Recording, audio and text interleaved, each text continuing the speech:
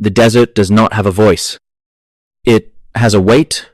It is a heavy, suffocating blanket of heat and silence that settles over the Chiricahua National Monument, pressing the air out of your lungs until you are nothing but dust and bone.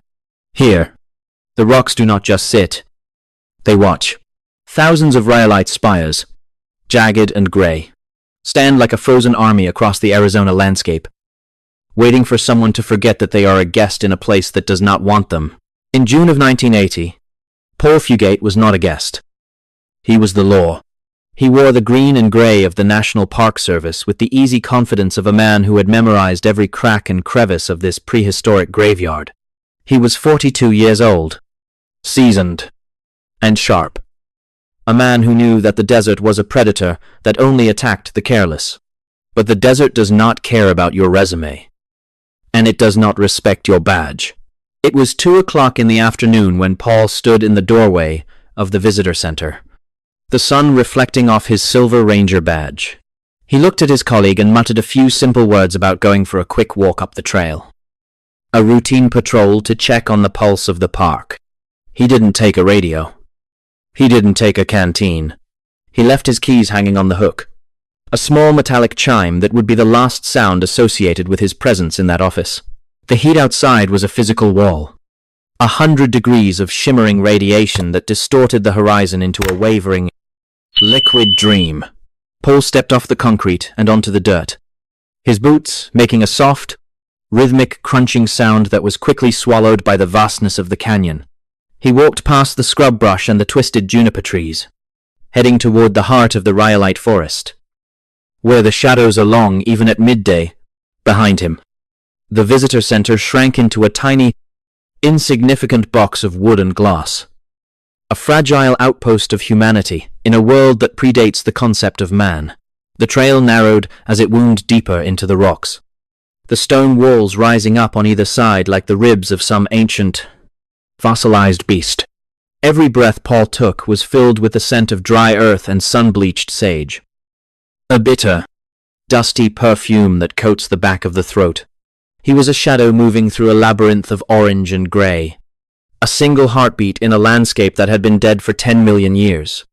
The wind began to pick up, whistling through the narrow gaps in the spires with a sound like a low, mournful flute, or a warning. By 4 o'clock, the air began to change. The golden light of the afternoon turning into a bruised, purple haze. Back at the visitor center, the clock ticked with a heavy, mechanical heartbeat that seemed to echo the growing anxiety in the room. Paul should have been back by now.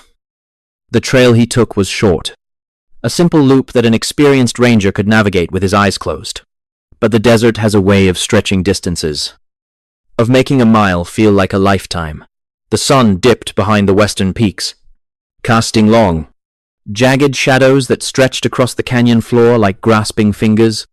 The temperature dropped instantly, the searing heat replaced by a thin, biting chill that crawled under the skin and settled in the marrow. A single ranger set out to look for him, calling his name into the deepening gloom. But the only answer was the hollow echo of his own voice bouncing off the unyielding stone. Paul was gone, as if he had simply stepped behind a curtain and forgotten to come back. By the next morning, the search had become a machine, a frantic assembly of helicopters, bloodhounds, and men in uniform. The rotors of the choppers thrashed the air into a frenzy, their searchlights cutting through the dawn mist like the eyes of some metallic god. They looked for the glint of a badge, the bright green of a jacket, or the scuff of a boot in the sand. But the desert remained a blank canvas. There were no broken branches, no discarded gear, no signs of a struggle. The bloodhounds were brought to the last place Paul was seen, their wet noses quivering as they searched for the scent of a human being. They picked up his trail for a few hundred yards, their tails wagging with the focused energy of the hunt. And then, they stopped. They circled a single patch of flat, unremarkable ground, their whimpering cries turning into low, confused growls. The scent didn't fade. It didn't drift away. It simply ended, as if Paul had been lifted straight into the sky. The searchers pushed deeper into the land of standing rocks, climbing over boulders and peering into caves that hadn't seen light in centuries. They felt the weight of the rocks pressing in on them. The strange, geometric precision of the spires, creating a sense of vertigo that made their heads swim. Some of the men spoke of a strange thrumming in the air. A low-frequency vibration that made their teeth ache and their skin crawl. They were looking for a man, but they were starting to feel like they were the ones being hunted. This is the hallmark of a missing 411 case. The absolute lack of physical evidence in a landscape that should be screaming with clues. A man does not simply vanish from a well-maintained trail without leaving a single trace of his passing. No footprints in the soft silt. No fibers from his clothing snagged on the thorns of a cactus. It is as if the physical laws of our world were momentarily suspended, allowing the desert to swallow him whole. The theories began to circulate like vultures over a carcass, each one more desperate than the last. Some whispered of foul play, suggesting that Paul had stumbled upon something he wasn't supposed to see in the lonely corners of the park. Others spoke of a voluntary disappearance, imagining a man who decided to walk away from his life and melt into the horizon. But those who knew Paul shook their heads. He wasn't a man who left his keys on a hook if he didn't intend to use them again. Then there are the darker theories, the ones that people only discuss in low voices when the campfire starts to die down. They look at the rhyolite spires, those strange, pillar-like formations that dominate the Chiricahua landscape, and they see something more than just rock. They see a geometric trap, a natural arrangement of stone that acts as a lens for something we don't understand. A fold in space. A ripple in the fabric of reality that opens for a heartbeat and then snaps shut. Imagine walking along a trail you've traveled 1,000 times before. The sun on your back and the wind in your ears. You round a corner, expecting to see the familiar sight of the canyon floor stretching out before you. But instead, the world shifts. The colors become too bright. The sounds become too sharp. And the horizon begins to curve in a way that defies logic. You step forward, thinking your eyes are playing tricks on you, and you step out of time. If Paul Fugate walked into such a fold, he wouldn't have known he was leaving until it was too late. He would have looked back and seen the trail he just left. But it would be distant, like a memory seen through the wrong end of a telescope. He would call out for help, his voice screaming into a void that doesn't recognize the concept of sound. He would be standing right where he disappeared. And yet, he would be 1,000,000 miles away. The search continued for weeks. The initial energy of the rescue mission replaced by the grim determination of a recovery operation. They combed every square inch of the monument, documenting every cave and every crevice with the meticulous care of coroners. They found old campsites, ancient pottery shards, and the remains of animals that had wandered into the rocks and died of thirst. But they never found Paul. The desert had digested him, leaving nothing behind but the silence. Years turned into decades, and the file on Paul Fugate grew thick with dead ends and unanswered questions. The official investigation eventually went cold. The paperwork filed away in a dusty drawer in some government office. His wife continued to wait, her life a long, agonizing pause that never found its resolution. She looked at the mountains every day, wondering if he was still out there, or if he was somewhere else entirely. In the 42 years since that June afternoon, there have been no credible sightings. No remains discovered by hikers.